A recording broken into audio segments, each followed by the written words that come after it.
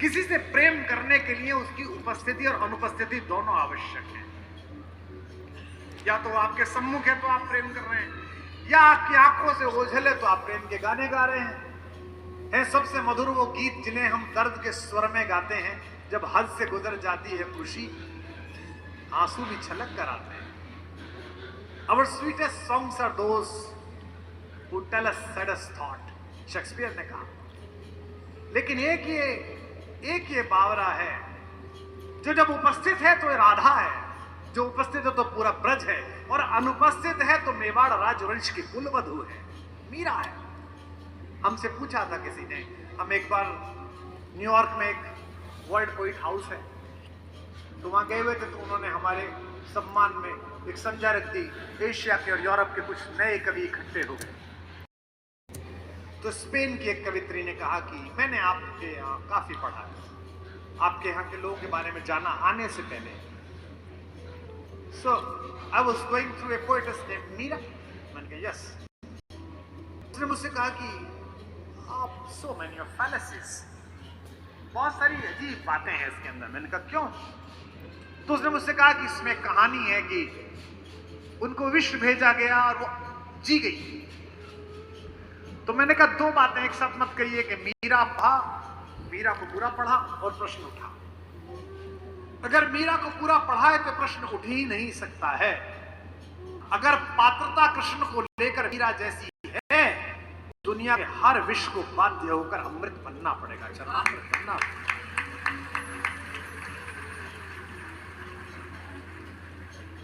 कैसा?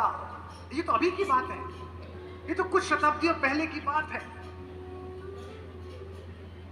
कि वो बात कर रही है विग्रह से, अंदर से आवाज आ रही है। ननद ने आकर कहा कि भाभी वस्त्र बदल रही थी, अंदर से किसी पुरुष की आवाज आई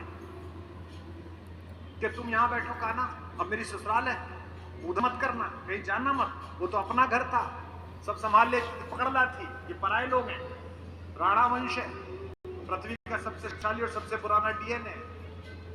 बाहर वो आवाज सुन रही, उसने कहा भाभी किसी से बात कर रही। कुंवर भोजराज को कहा गया, तो बाकी राजमाताओं को कहा गया, तो कक्ष की तलाशी हुई, कहीं कुछ नहीं निकला, क्योंकि यह तो कोई सोच ही नहीं सकता था कि यह विग्रह भी बात कर रहा हो।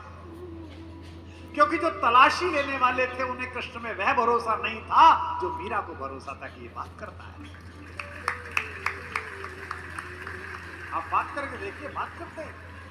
हमारे पिताजी 87 वर्ष में पेड़ पौधों से बात करते हैं, प्रोफेसर आदमी है, पीएचडी है, विद्वान आदमी है, लेकिन वो बहुएं चाय लेके पहुंचती हैं, महाराज जी खुरपा लेके लगे रहते हैं, सुबह माली आता है फिर भी खुद ही लगे रहते हैं। और पौधे के नीचे एक पौधा निकल आया, 4 दिन बाद लौटे, उससे बात करें, ओहो श्रीमान जी आप यहाँ आ गए, अब आपके लिए तो अलग फ्लैट देना पड़ेगा। देखते हैं कोई छोटा मोटा सा जुगाड़। वो बहू पीछे करी, पापा चाय, पापा चाय। तीसरी बार में पापा, हाँ बेटा लाओ। तो मेरे से एक ने कहा कि ये पापा कुछ हो गया है कि पौधे से बात करते हैं। मैंने कहा महत्वपूर्ण बात ये नहीं है कि पौधे से बात करते हैं, महत्वपूर्ण बात यह है कि पौधा सुनता है, वो सुन रहा है। तो पत्थर सुनता है, वाहन सुनता है, अगर उसमें कन्हैया आरोपित है। अमूर्त को मूर्ति में प्रतिस्थापित करने की जो भारतीय कला है, भक्ति की कला है, इसका विश्वविद्यालय है ब्रज। मेरी बड़ी प्यारी कवियत्री ममता शर्मा आगरा में रहती, महाराज जी क्या अद्भुत, भगवान ने उसे क्या दे दिया, हनुमान के बराबर शक्तिशाली है। अंगद कहे जाऊं मैं पारा, जी संशय कुछ फिरती बारा। बस उनके साथ एक समस्या है कि उनके मन में संशय है कि मैं लौटूंगा कि नहीं लौटूंगा। और संशय क्यों है? क्योंकि अंगद और रावण का पुत्र अक्षय कुमार एक ही गुरु के शिष्य हैं। अंगद बार बार अक्षय कुमार को बचपन में धो देते थे पकड़ के, वो रोता हुआ गुरुजी के पास जाता था। गुरुजी ने बार अंगद को समझाया। अंगद एक तो राजकुमार थे, इंद्र के बेटे थे, कल मैंने बताए थे इंद्र के बेटे कैसे होते हैं, आपने बड़ा आनंद भी लिया था। मानते नहीं थे, गुरुजी कहते थे भाई ऐसे क्यों मारता है, लेकिन अंगद को चढ़ती तो पीट देते थे अक्षय कुमार को, रावण के लड़के को। तो गुरुजी ने गुस्से में एक बार श्राप दिया कि अगर अक्षय कुमार पर तूने हाथ भी उठाया तो तू मर जाएगा। यही संशय उनके मन में था कि मैं गया और सामने अक्षय कुमार मिल गया तो इसलिए समस्या हो जाएगी। रावण को भी यह पता था कि बंदर आया है तो अंगद आया होगा, इसलिए आपने देखना कि सबसे पहले उसने अक्षय कुमार को भेजा। पुनि पठयऊ तेई अक्षय कुमारा चला संगले सुबट अपारा। अंगद को कब भेजा? जिस दिन युद्ध होना था उससे पहली रात। यह भारत के विदेश मंत्री का संवाद होना चाहिए जो मैं बोलना चाह रहा हूं। यह भारत की विदेश नीति में आईएफएस में पढ़ाया जाना चाहिए जो रामकथा कह रही है। युद्ध को हम अंतिम समय तक टालेंगे, लेकिन भारत का यह उद्घोष है कि युद्ध प्रारंभ हम नहीं करेंगे लेकिन समाप्त हम ही करेंगे।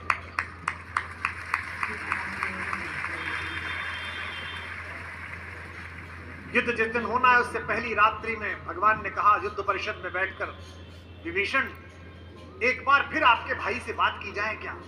मैं नहीं चाहता कल निरपराध लोग मारे जाएं।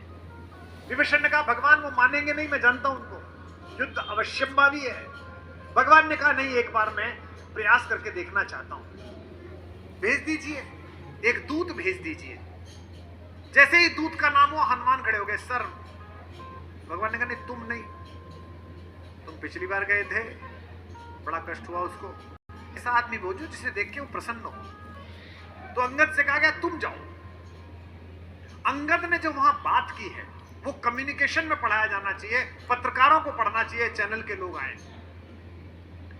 अगर युद्ध नहीं टल रहा तो सामने वाले व्यक्ति को इतना हतोत्साहित करो कि वो आधा युद्ध पहले ही दिन हार जाए।